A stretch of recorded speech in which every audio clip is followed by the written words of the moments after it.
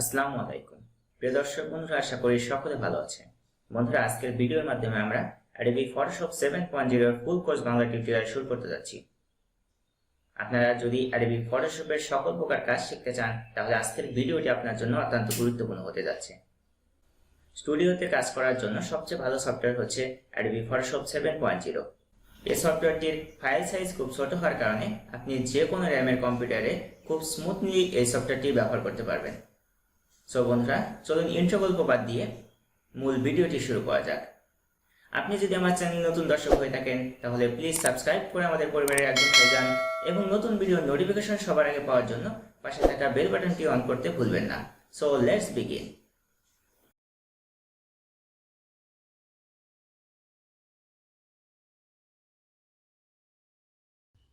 Adobe Photoshop 7.0 open হয়ে গেছে। আমরা প্রথমেই Adobe Photoshop-এর যে বেসিক কিছু বিষয় আছে সেগুলো সম্পর্কে জেনে নেব। আমরা উপরের দিকে যে বারটা দেখতে পাচ্ছি এটা হচ্ছে মেনু বার। তার নিচের দিকে যে বারটা দেখতে পাচ্ছি এটা হচ্ছে সাব মেনু বার। সাইডে আমরা যেই বক্সটা দেখতে পাচ্ছি এটা হচ্ছে টুল বক্স এবং রাইট সাইডে আমরা যেই প্যালেটগুলো দেখতে পাচ্ছি এটা হচ্ছে নেভিগেশন বার। কাজ করার সময় ভুলবশত আমাদের এখানে ক্লিক লেগে এগুলো চলে যেতে পারে।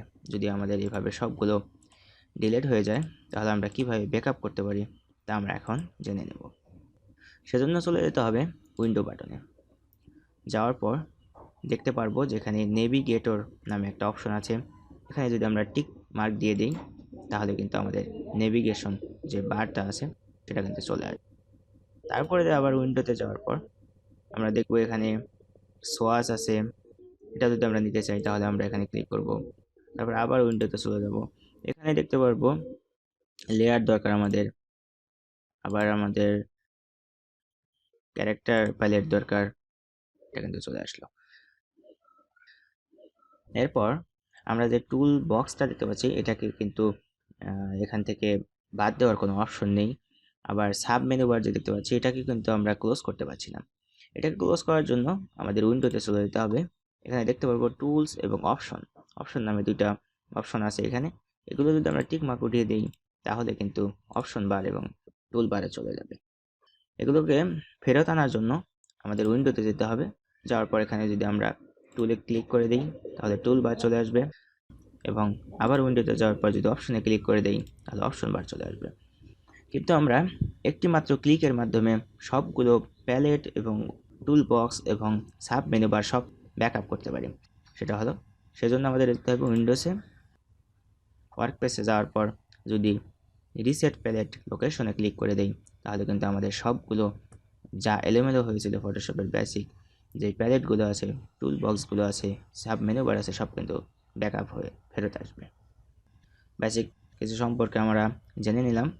এখন আমরা জানবো যে কিভাবে একটা ফটোশপ 7.0-তে ওপেন করতে। প্রথম যে সিস্টেমটা হলো, আমরা ফাইলে গিয়ে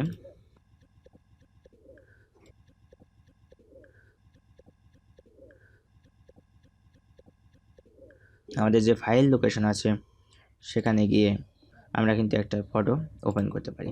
এভাবে ওপেনে ক্লিক করলে ওপেন হয়ে যাবে। আমরা ফাইল থেকে ওপেনে গিয়ে আমরা চাইলে আরও কয়েকটা ফটোকে একসাথে ধরে কিন্তু আমরা ওপেন করে নিতে পারি। ওপেনে ক্লিক করলেই আমাদের ফটোগুলো চলে আসবে। আমরা এগুলো বাদ দিয়ে দিচ্ছি। আমরা কিন্তু অন্যভাবেও কোনো ফটো ওপেন করতে পারি।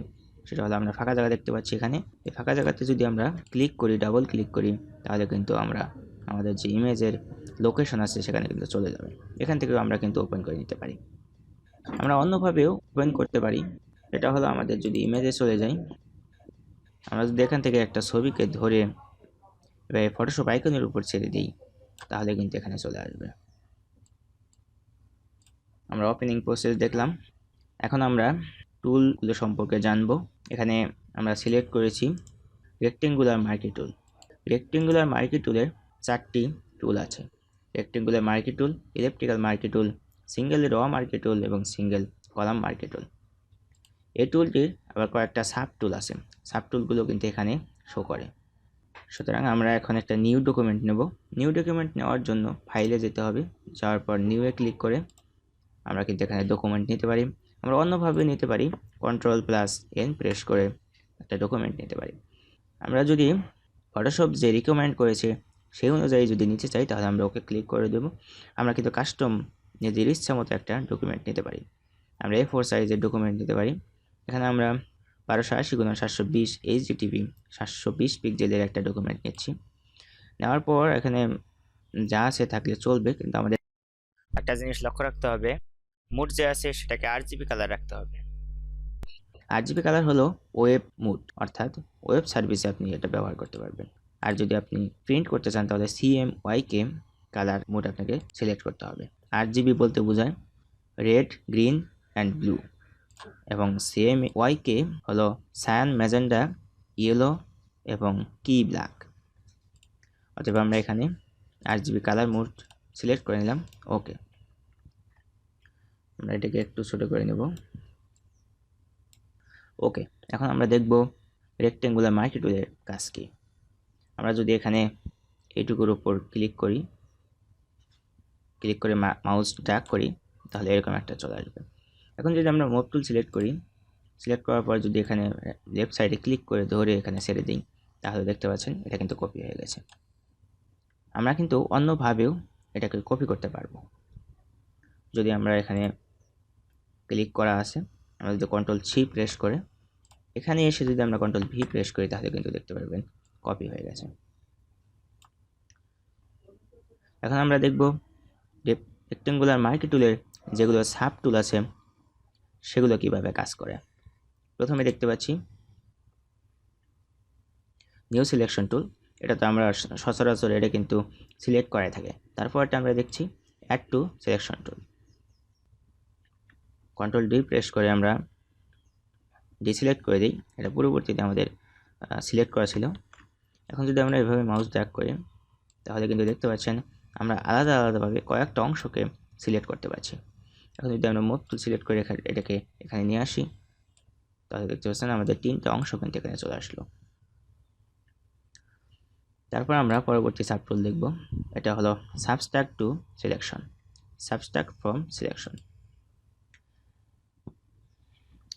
এখন যদি আবার আমরা ডিসিলেক্ট করে দিই Ctrl+D প্রেস করে, তারপর যদি আমরা সিলেক্ট করি, ধরেন আমরা এইটুকু রাখতে চাচ্ছি না, তাহলে কিন্তু আমরা এইভাবে এটুকে বাদ দিতে পারি। তারপর কিন্তু আবার আমরা মুভ টুল সিলেক্ট করে যেতে পারি, এটাকে নিয়ে এখানে রাখতে পারি, অন্যভাবে নেওয়া যায়। Ctrl প্রেস করে যদি মাউসের লেফট সাইড ক্লিক করে ধরে এভাবে কিন্তু এখানে আপনি কপি করতে পারবেন।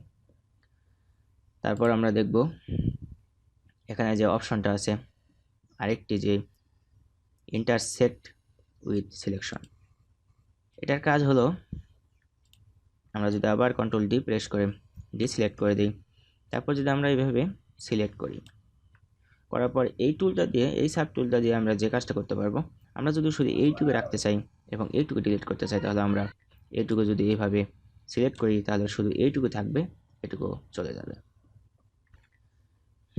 এখন আমরা মুভ টুলে চলে আসলাম।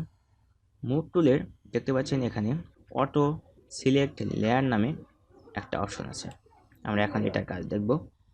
আমরা যদি লেয়ার প্যানেলে লক্ষ্য করি তাহলে দেখতে পাচ্ছি এখানে অনেকগুলো লেয়ার আছে। এখন আমরা যদি 3 নম্বর লেয়ারটাকে সিলেক্ট করি তাহলে কিন্তু আমরা যে 3 নম্বর লেয়ারটা আছে সেটাই শুধু সিলেক্ট হবে। আবার যদি আমাদের 4 নম্বর লেয়ার সিলেক্ট করি তাহলে আমাদের 4 নম্বর যেই লেয়ারটা আছে সেটা কিন্তু সিলেক্ট হচ্ছে। আমরা কিন্তু চাইলেই এখান থেকেই সিলেক্ট করতে পারছি না।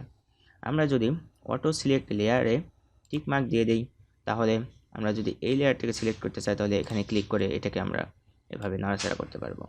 আমরা যদি এই 3 নম্বর লেয়ারটাকে সিলেক্ট করতে চাই তাহলে ক্লিক করার সাথে সাথে 3 নম্বর লেয়ারটা সিলেক্ট হয়ে যাবে। অটো সিলেক্ট লেয়ারের এটা একটা অনেক বড় অ্যাডভান্টেজ। তারপর আমরা দেখতে পাচ্ছি এখানে শো বাউন্ডিং বক্স আছে। এখন আমরা এটার কাজ দেখব। আমরা যদি কোনো একটা ফটোকে ছোট বড় করতে চাই সেজন্য আমাদের Ctrl+T প্রেস করে সেটাকে ট্রান্সফর্ম করতে হয়। তারপর যে বক্সটা আসে তারপর আমরা শিফট প্রেস করে এভাবে বড় ছোট করতে পারবো, এবং সাইডেও আমরা বড় ছোট করতে পারি এভাবে। যদি আমরা শিফট প্রেস করি তাহলে এটি সমানভাবে বড় হবে এবং সমানভাবে ছোট হবে। আমি টিক মার্ক দিয়ে দিলাম। এখন যদি আমরা শো বাউন্ডিং বক্সে ক্লিক করে দিই তাহলে কিন্তু যে লেয়ারটা সিলেক্ট করব সেটার বাউন্ডারি বক্স অটো শো করবে।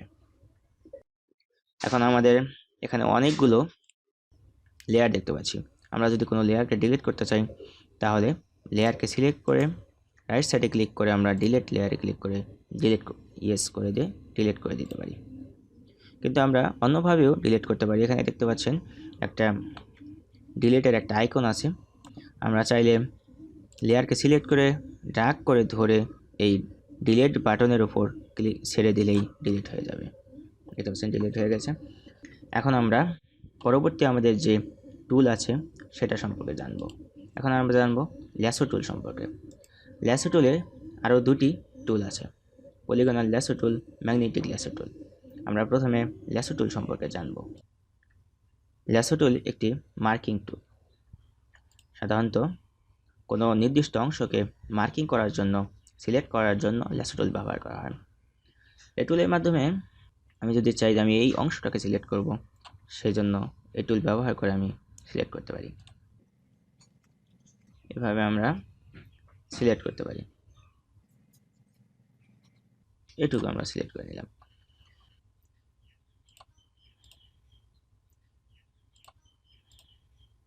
মোট টুল ধরে এটাকে এখানে নিয়ে আসতে পারি। দেখতে পাচ্ছেন? ওকে, পলিগনাল ল্যাসো টুলের কাজ কি? পলিগনাল ল্যাসো টুল সিলেক্ট করে নিলাম। নেওয়ার পর Ctrl+D সিলেক্ট করে আমরা ডি সিলেক্ট করে দিলাম, Ctrl+D প্রেস করে। ওকে, পলিগনাল ল্যাসো টুল সাধারণত স্ট্রেটভাবে কাজ করে। এটা দিয়ে আমরা এইভাবে সিলেক্ট করে নিতে পারি।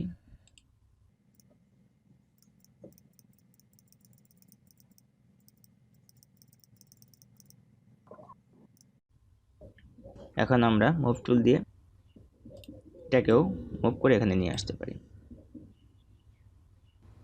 এখন আমরা আরেকটি যে ল্যাসো টুল আছে সেটা সম্পর্কে জানব। ল্যাসো টুলে ক্লিক করে আমরা ম্যাগনেটিক ল্যাসো টুল সিলেক্ট করে নেব। ম্যাগনেটিক ল্যাসো টুল একটি মজার টুল। এটা দিয়ে আপনি অটোমেটিকভাবে যে কোনো ফটোকে সিলেক্ট করতে পারবেন। এটা অবজেক্ট এবং সাবজেক্টের পার্থক্য বুঝতে পারবেন। ম্যাগনেটিক ল্যাসো টুল যদি এখান থেকে শুরু করি আমরা, তাহলে আমি যদি শুধু সাবজেক্টের দিক দিয়ে মাউস যদি নিয়ে চলে যাই তাহলে কিন্তু এটা অটোমেটিকভাবে সিলেক্ট করে নেবে। আমি কিন্তু কোনো মাউসে ক্লিক করতেছি না, তবুও কিন্তু সে সিলেক্ট করে নিচ্ছে।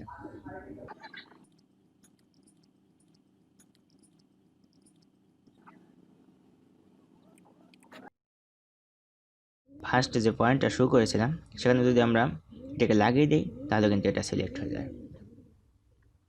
চাইলে আমরা এখানে এইভাবে সিলেক্ট করে ব্যাকগ্রাউন্ডটা চেঞ্জ করতে পারি। এখন যদি আমরা Ctrl+Shift+I বাটনে ক্লিক করি তাহলে কিন্তু এটা ইনভার্ট হয়ে যাবে। এখন যদি আমরা ব্যাক বাটনে ক্লিক করি তাহলে কিন্তু ব্যাকগ্রাউন্ড রিমুভ হয়ে গেছে। দেখতে পাচ্ছেন ব্যাকগ্রাউন্ড চেঞ্জ হয়ে গেছে। এভাবে আমরা ব্যাকগ্রাউন্ডও চেঞ্জ করতে পারি। আমি Ctrl+D প্রেস করে ডিসিলেক্ট করে দিলাম। এই পিকচারটাকে আমি ডিলিট করে দিচ্ছি।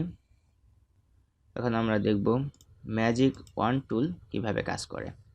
ম্যাজিক ওয়ান টুল সম্পর্কে সেজন্য আমরা একটা ছবি ওপেন করে নেব। ওপেনে গিয়ে আমরা এই ছবিটা ওপেন করে নিচ্ছি।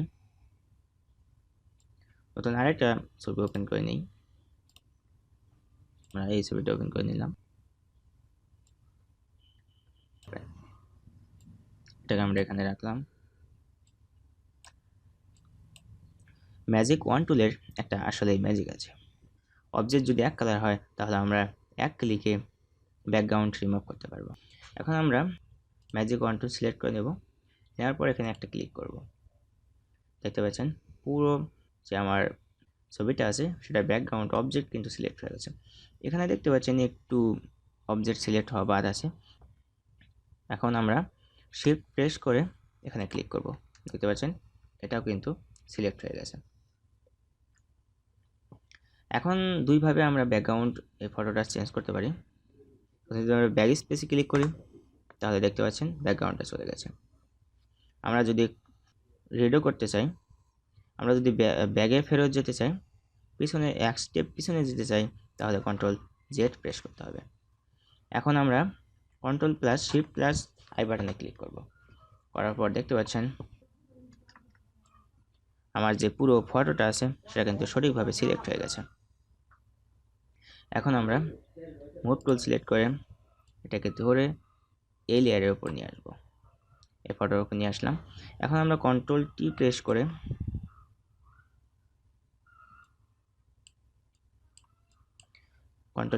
করে শিফট বাটনে প্রেস করে ছোট করে দেব। ছবিটা একটু হাই রেজলিউশনে হওয়ার কারণে কিন্তু এটা এত বড় দেখাচ্ছে।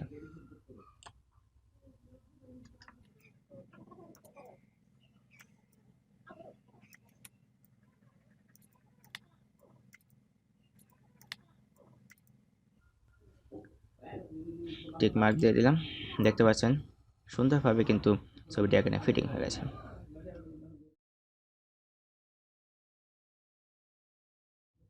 প্রিয় বন্ধুরা, আজকের মতো এখানেই বিদায় নিচ্ছি। দেখা হবে পরবর্তী পার্টে। আল্লাহ হাফেজ।